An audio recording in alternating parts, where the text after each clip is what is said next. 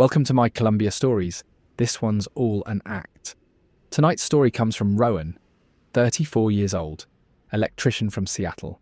He went to Medellin for 8 days, rented a ground floor Airbnb in Poblado. Quiet street, safe neighborhood. On his 4th night, he heard screaming, a woman running, banging on his door. Said her ex-boyfriend was chasing her with a knife. Said he was going to kill her. Begged Rowan to let her in, hide her, save her. Rowan opened the door. 30 seconds later, the boyfriend showed up, started threatening, started demanding money. And the woman, she played her part perfectly, right up until the end when Rowan saw them walking away together, laughing. Hit like and subscribe before we get into this. Trust me, you'll want to hear how convincing these two actors were. Here's Rowan. I'm an electrician. Commercial work mostly. Seattle's expensive, so the pay's good, but I'm always working. Always tired. Needed to get away. My buddy went to Medellin last year. Said it changed his life. Cheap, warm, beautiful. I figured why not. Booked 8 days in October. Found an Airbnb in Poblado. Ground floor apartment. Small building.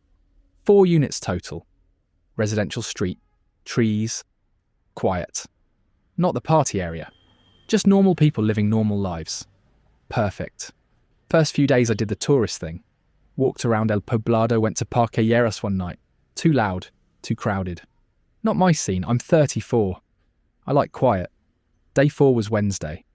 I stayed in, cooked pasta in the little kitchen, watched a movie on my laptop, had a beer, just relaxed. That's what I came here for. Peace. Around 10 p.m. I heard something outside. Fast footsteps, running, then a scream. Female. Close. I got up. Walked to the window, looked out through the bars. Every ground floor window in Medellin has bars. Security thing. I saw her, woman, maybe late 20s, running down the street, looking back over her shoulder, scared, really scared. She stopped at my door, started banging, hard, desperate. Please, por favor, help me. I opened the door, just cracked it, kept the chain on. She was crying, mascara running, breathing hard. Hair a mess. Please let me in. He's coming. He has a knife. He's going to kill me. I said, who? Who's coming? My ex. He's drunk. He's crazy. Please, I just need to hide just for a minute. I looked past her. Down the street. Didn't see anyone. Just empty sidewalk, streetlights, parked cars. She grabbed the door, pulled on it. The chain stopped her. Please, he's coming, please. I heard footsteps. Heavy. Running, getting closer. I unhooked the chain. Opened the door. She rushed in. I closed it, locked it, chain back on. She ran to the corner, pressed herself against the wall, shaking, crying. I said, you're okay, you're safe. Do you want me to call the police? No police, he'll get worse. Just let me stay here until he's gone, please. The footsteps stopped, right outside my door. Then pounding, loud, aggressive. My door shook. A man's voice, yelling, in Spanish, then switching to English. Open this door, I know she's in there, open it now. The woman whimpered, slid down the wall, sat on the floor, hands over her ears. I stood there, frozen, not sure what to do. More pounding. Harder now. I saw her go in. You think I'm stupid? Open this door or I'll break it down. I walked closer to the door, said she's not here, you've got the wrong place. Liar, I saw her. Open this door, the woman whispered to me. Don't open it. Please. He has a knife. He'll hurt you. He'll hurt both of us. I said through the door, I'm calling the police. Call them. I don't care. She's my girlfriend. She's coming home with me. The woman shook her head. I'm not his girlfriend. We broke up. He won't accept it. He follows me. He threatens me. Please don't let him in. The pounding continued. My neighbours had to hear this. Someone would call the police. Right? The man yelled again. You want me to break this door? I will. I'll break it and come in there. Give her to me. I yelled back, you need to leave. I'm calling the police right now. He laughed. Not a friendly laugh. A drunk, angry laugh. Go ahead, call them. They won't come, not for this, not here, you're alone, and I'm not leaving without her. The woman stood up, walked over to me, grabbed my arm. Please, I have money, I'll pay you. Just get him to leave. Pay him. Tell him I'll give him money. He'll leave if you pay him. I said, what, pay him? Yes, he wants money. That's what this is about. I owe him money. If you give him money, he'll leave. I'll pay you back. I swear. I'll pay you back. I said, how much? I don't know, $200? $300? Whatever it takes, please. I'm scared. The pounding got louder. The door rattled. I thought it might actually break. Last chance. Open this door, I'm kicking it in. I walked to the door. Said through it, how much do you want? He stopped, pounding. Went quiet. Then said, what? I said she'll pay you. How much do you want? He laughed again. Smart guy, smart. Okay, she owes me 1 million pesos, $250. Give me that and I leave. She's yours, I don't care. 1 million pesos, $250. I could afford that. Get him to leave. Get her out of here. Done. I said, okay, I'll send it. Give me your account. No, cash. Go to the ATM, get cash, bring it out. I said, I'm not leaving. You'll break in. Then slide it under the door. I don't care, just get it. Now. I looked at the woman. She nodded. Please. I'll pay you back, I promise. I grabbed my wallet. Had maybe 60,000 pesos, $15. Not enough. I'd have to transfer money. Send it somehow. I said, I don't have that much cash here. Then go get it. I said, I can transfer it. Nequi, Bancolombia, whatever you use. He went quiet, thinking. Then said, okay, fine. Nequi, I'll give you my number. He gave me a phone number. I opened my Nequi app. Entered the number. Sent 1 million pesos. $250. Hit send. Took 30 seconds. My phone buzzed. Transaction complete. I said it's sent. Check your phone. I heard him checking. Heard him talking to himself in Spanish. Then silence. Then he said, okay. I got it. But she owes me more, interest, for making me chase her. Another million. Send it. I said, what? We agreed on 1 million. That was before, now it's 2. Send it or I'm still breaking this door. The woman grabbed my arm. Please, just send it. I'll pay you back. All of it, I promise. I said I don't have another million right now. My daily limit. Then use a different card. Different bank. Figure it out. I pulled out my US debit card. Opened my bank app.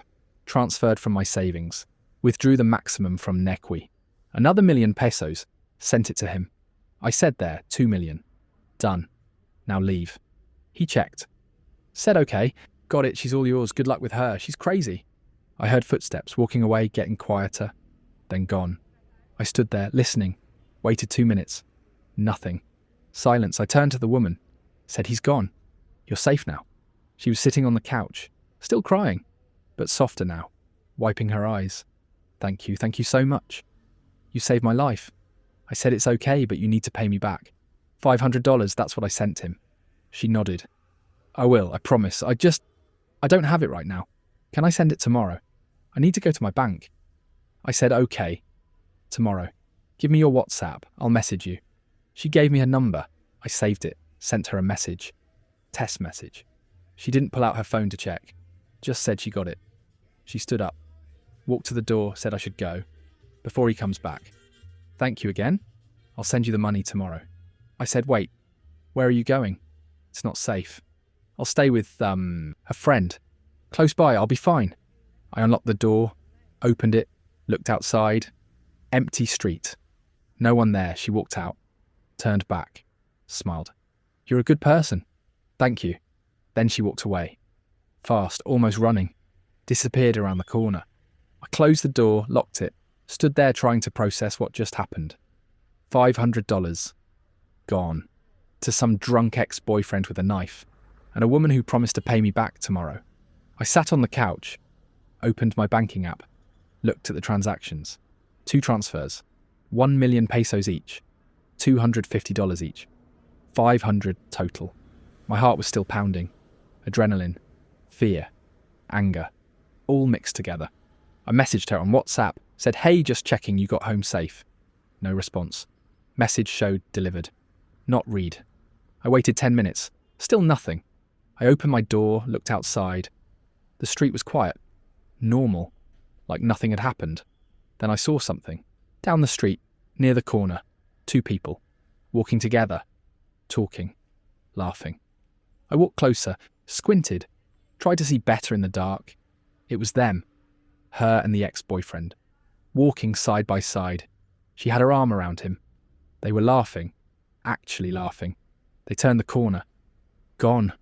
I stood there. Frozen. understanding what I'd just seen. It wasn't real, none of it. The running, the screaming, the knife, the ex, the fear, all fake, all theatre, all a setup. And I fell for it. Every bit of it. $500, gone, to 2 actors putting on a show. I ran, didn't think. Just ran, down the street, around the corner, after them. I saw them half a block ahead, still walking, still talking. She was on her phone. He had his arm around her shoulders, casual, like they were coming home from dinner. I yelled, hey, you two. They stopped, turned around, saw me running toward them. The woman's face changed, went from relaxed to panicked. In half a second, she said something to him. Fast Spanish. He looked at me. His expression went cold. I caught up to them, out of breath, angry. I said, you scammed me. Both of you.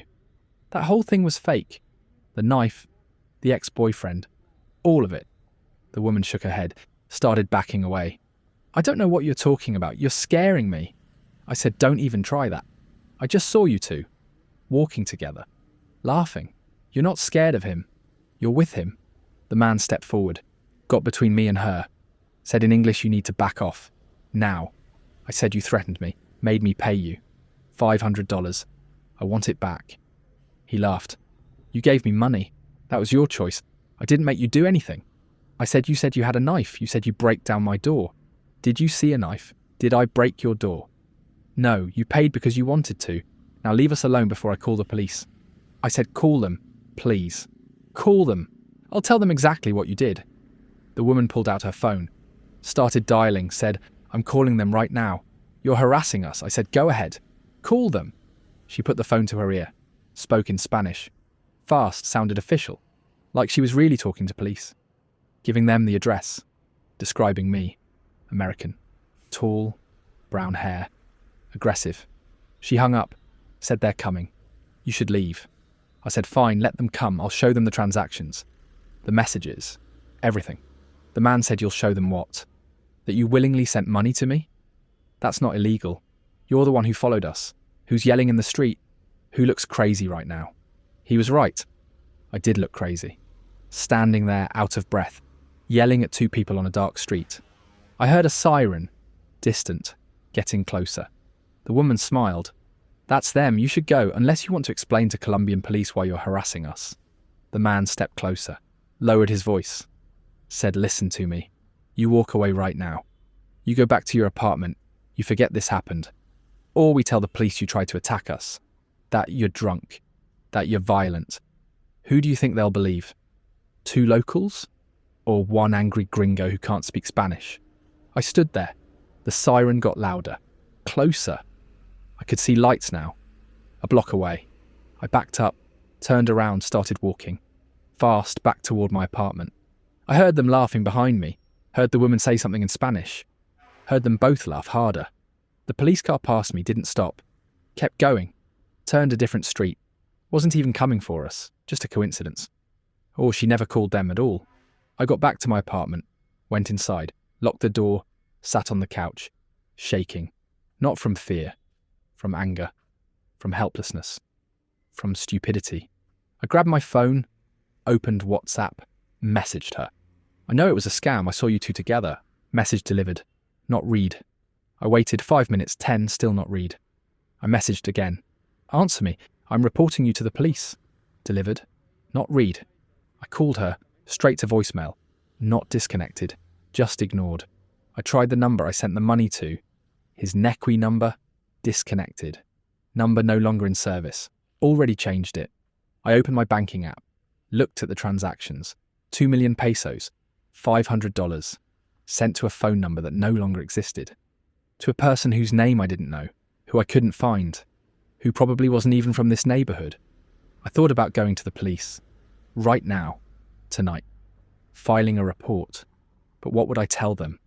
I let a stranger into my apartment. I sent money to stop someone from breaking down my door, except he never actually tried to break it down. Never showed me a knife. Never physically threatened me. Just yelled. Just made noise. And I paid him. Willingly. Sent the, money myself. From my phone. My account.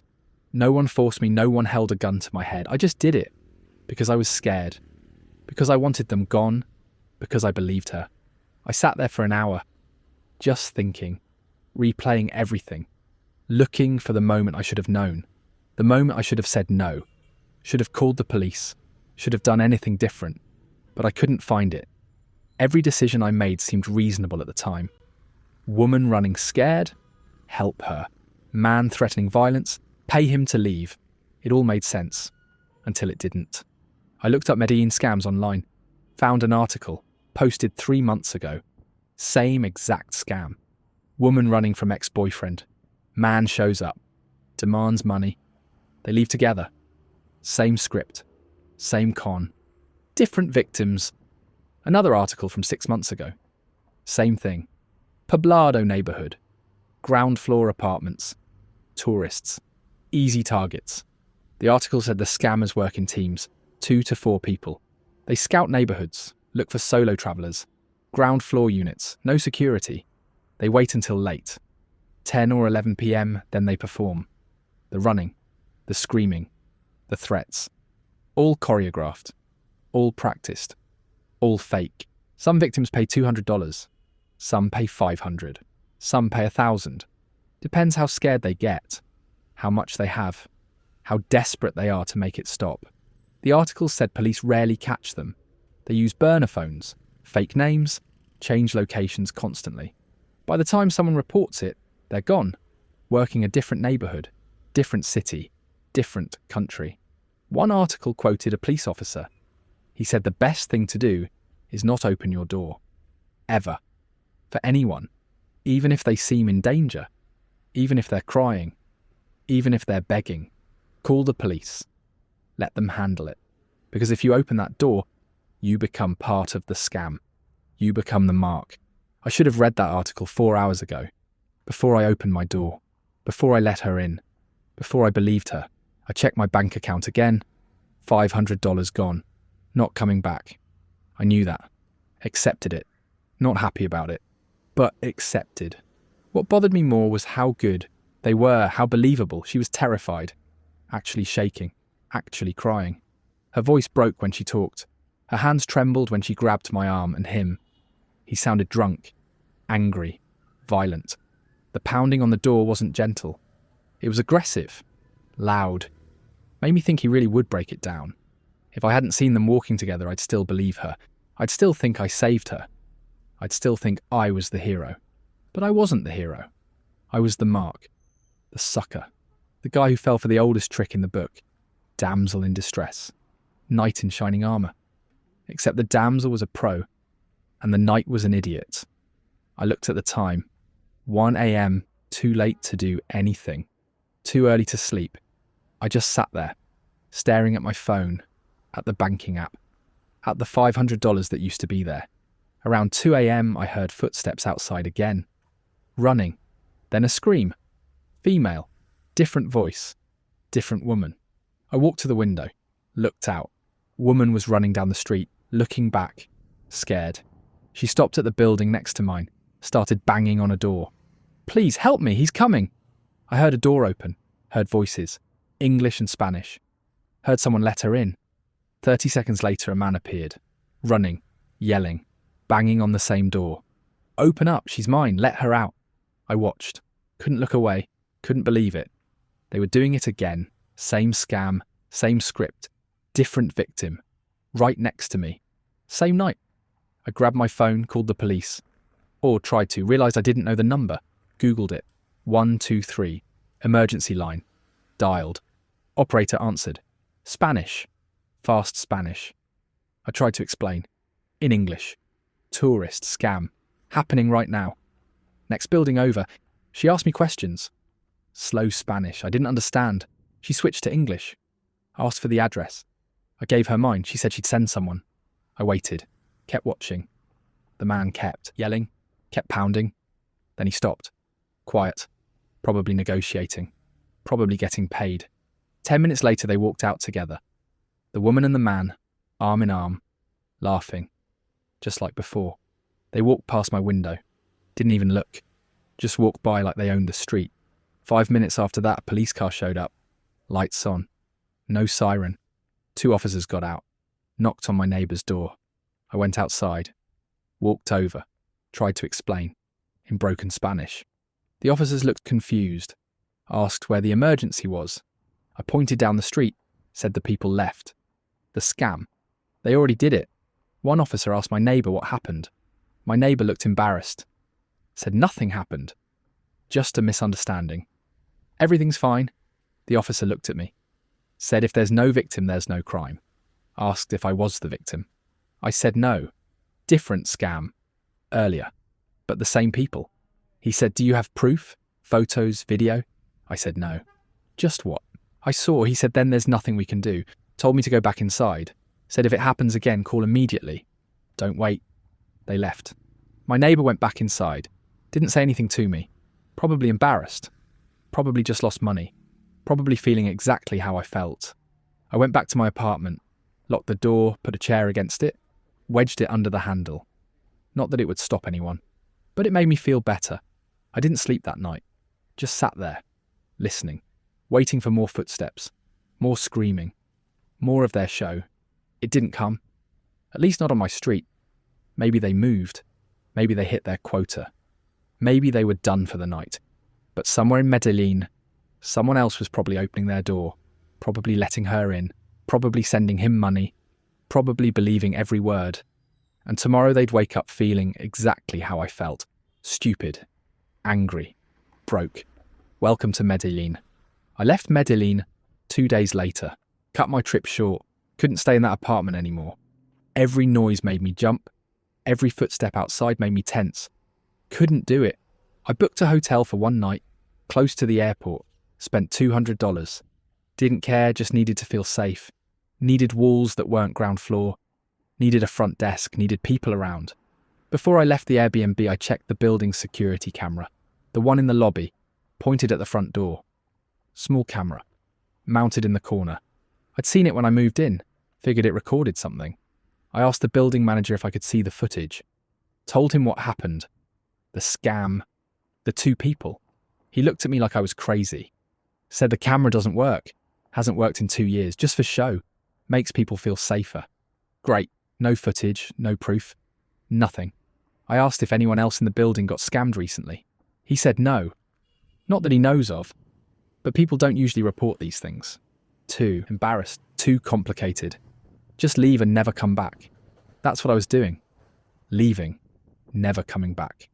At the hotel, I tried calling my bank. US bank. Explained what happened. Extortion. Threat of violence. Colombia. They asked if I authorised the transfers. I said yes, but under duress. They said duress means a gun to your head. Threat of immediate physical harm. I said he said he'd break down my door. They said, did he actually try to break it? I said no. They said then it's not duress, it's a bad decision. Nothing they can do. I asked about fraud protection. They said fraud is unauthorised access. Someone stealing your card. Using your account without permission. This wasn't that. This was me. Sending money. Voluntarily. From my account. My phone. Bad decision. Not fraud. Case closed. I tried Niqui. Colombian app. Sent them a message. Explained the scam. Asked if they could reverse the transactions. They replied 2 days later, after I was already home. Said, transactions are final. Can't be reversed. Contact the recipient directly, or file a police report. That's it. I didn't file a police report in Colombia. What was the point? I'd read the articles, talked to my neighbour, talked to the building manager. Everyone said the same thing. Police won't do anything. No names, no proof, no evidence. Just your word against no one, because the scammers are gone. And even if police did care, they wouldn't find them.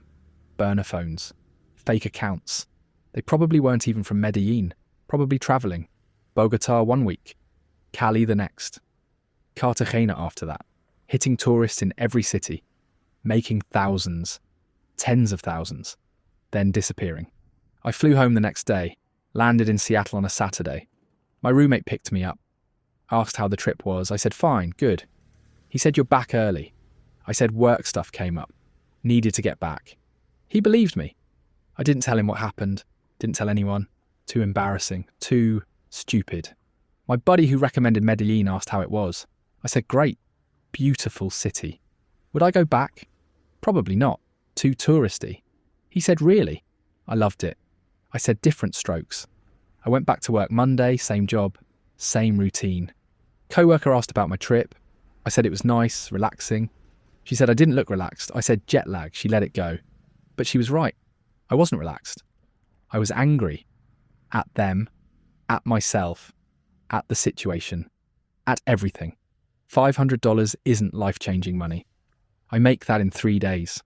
I'll be fine financially. It's not about the money.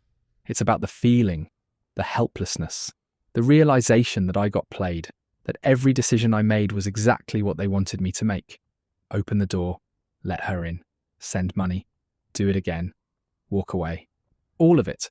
Choreographed, predicted, executed perfectly. And I fell for every beat, every moment, every lie. I kept thinking about the moment I saw them walking together, laughing. That image is burned into my brain. The casual way they walked, the way she had her arm around him, the way they laughed about it, about me, about how easy it was. I wondered how many people they'd done it to that week, that month, that year. The article said these scams have been happening for years. Same neighbourhoods, same victims, same script, just different faces. I wondered if they were the same team from the articles, or different people using the same playbook. Does it matter? Probably not. The result's the same. Tourists lose money, scammers get away with it. Repeat. I thought about my neighbour, the one they hit right after me. Wonder how much he paid. Wonder if he reported it. Wonder if he felt as stupid as I did. I thought about warning other people, posting about it online, Reddit, travel forums, Facebook groups. But what would I say? Don't open your door for strangers. Everyone already knows that. I knew that. I did it anyway. It feels real. She was scared. Actually scared. I could see it in her face, hear it in her voice, feel it in the way she shook. That's what makes it work. It's not some guy in a dark alley saying, give me your money. It's a terrified woman begging you to save her life. And you want to save her. You want to be the good guy, the hero, the one who helps. And they know that. They count on it. They use it against you. I looked up acting classes in Medellin out of curiosity. Wondered if that's where they learned. If they practiced this, rehearsed it, got feedback, made it better. Found a few theatre schools, a few drama programs. Couldn't tell if they were connected. Probably not. This isn't some organised operation. It's just people who figured out what works, who found a system, who perfected it, who made it a business. I checked my bank account obsessively for weeks after, looking for more charges, more missing money. Nothing. They got what they wanted and moved on. No reason to come back. No reason to push it. I changed all my passwords anyway. Added two-factor authentication to everything. Put alerts on my accounts. Not because I thought they'd come back. Just because it made me feel like I had control. Like I was protecting myself. Even though the damage was already done. My roommate noticed I wasn't going out anymore. Asked if I was okay. I said, yeah, fine. Just busy with work. He said, you've been busy with work for 3 weeks. What's really going on? I said nothing. He dropped it. But he was right. I wasn't going out, wasn't dating, wasn't doing anything social. Just work and home. Home and work. Safe. Predictable. Boring. I used to help people. Someone needed directions, I'd stop and help. Someone needed a jump start. I'd grab my cables. Someone looked lost, I'd ask if they needed help. Not anymore. Now I keep walking. Keep driving. Keep my head down, not my problem. I know that makes me worse. But I don't care, I'd rather be worse and safe than helpful. And broke. A month after I got back, I saw a news article. Medellin, police arrested 2 people. Man and woman. Running an extortion scam. Posing as ex-boyfriend and girlfriend. Terrorising tourists. Getting them to pay. Arrested in Laurelise. Different neighbourhood from mine, but same city. Same scam. I read the whole article. Looked at the photos, wasn't them. Different faces, different people. But same con, same script, word for word. The article said they'd made over $20,000 in 2 months. 40 victims, average of $500 each. Some paid more, some paid less. All of them too embarrassed to report it. Until one finally did. One German tourist who followed them. Got photos, got proof. Went to police with evidence, that's what it took. Evidence. Proof. Photos. Not just a story. I didn't have that. I just had my story. And my story wasn't enough. The article said the 2 arrested were released 3 days later. Insufficient evidence. The German tourists' photos were too blurry. Couldn't definitively identify them. Lawyer argued it could be anyone. Judge agreed. Case dismissed. They walked. I closed the article, deleted the bookmark. What's the point? Even when they get caught, they don't stay caught. System's broken. Or working exactly as intended. Depends on your perspective. $500, 4 days in Medellin. One night I'll never forget. 30 seconds of bad judgment that cost me everything. Not everything. $500. But it feels like everything. Feels like more than money. Feels like trust. Like belief in people. Like faith that doing the right thing matters. It doesn't. At least not in that moment. In that moment, being smart matters. Being suspicious matters. Being cold matters. And I wasn't any of those things. I was helpful, trusting, good. And they knew it, saw it, used it, walked away, laughing. I still work the same job, still live in Seattle, still go through the motions. But something changed. Something's gone. That part of me that wanted to help. That believed people were mostly good. That thought saving someone mattered. That part's dead. Died on a street corner in Medellin, watching 2 people walk away with my money. Watching them laugh about how easy it was. How stupid I was. How perfect their show was. Maybe it'll come back. Maybe one day I'll help someone again. Open a door, offer assistance. Be that person. But not today. Not tomorrow. Not for a long time. Today I just keep my head down. Mind my business. Protect what's mine. Because the moment you stop doing that is the moment someone takes it. All of it. And walks away smiling. That's what I learned in Medellin. That's what $500 bought me. A lesson I didn't want. A memory I'll carry forever. Don't open the door. For anyone. Even if they're crying. Even if they're begging. That's Rowan's story. Sometimes the people who need help are the ones you need help from. This is my Colombia Stories. See you next time.